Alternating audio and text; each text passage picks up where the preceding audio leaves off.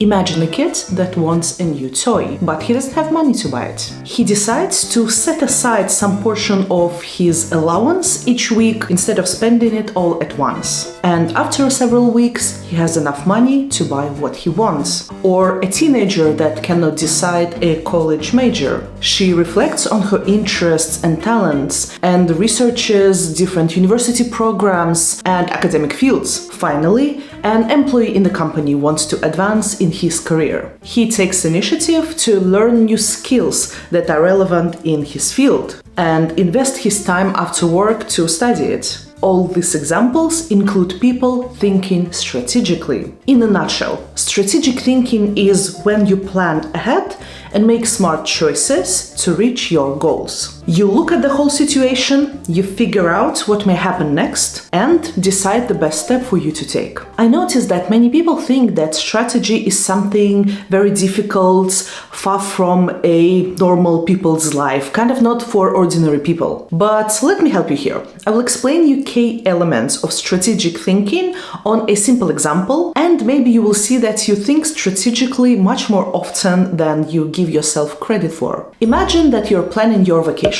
Happen to everyone. You are so tired of your work that you want the most relaxing and chilled vacation possible. So, for example, you won't be buying a trip to a 2-week-long hiking in the mountains, but rather all-inclusive resorts with beach and with spa. You just formulated an overarching idea that will define your future choices down the line. You maybe understand that if you'll buy tickets one night before your vacation starts, it may be expensive or maybe there won't be any tickets at all. You don't need your tickets today, but you know that to have a good vacation, you need to think about it today. It is called long-term perspective. You think about where would you want to go. You check your wish lists, you talk to your friends and family and Google different options. You also check your savings and look at what you can realistically afford. It is called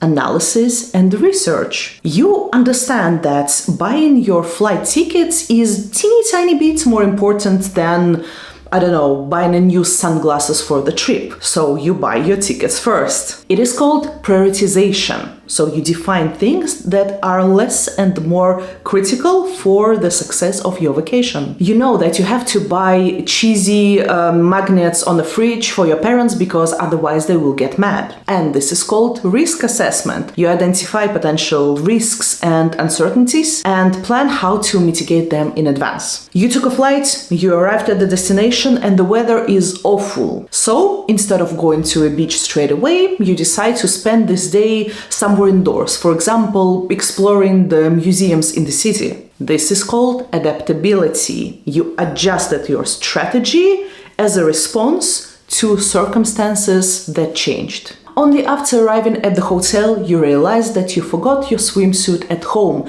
And in this moment, you promise yourself that next time you will stick to the checklist when you pack. It is called learning and reflection. You learn from your failures and adjust your future strategies. When we speak about work context, strategy is, of course, incredibly important. And this is where it actually gets much more complicated. There are hundreds and hundreds strategic tools and frameworks to carve out a good strategy. It can get quite complex, and there are even experts who focus solidly on selecting different strategic frameworks for companies' needs. But in the end, the logic behind this is still the same. A company is making smart choices to reach its goals. As simple as that. One last thing. We often confuse strategy with a plan. Let me give you a simple example to explain you the difference. Imagine you bought your vacation tickets, you packed your bag,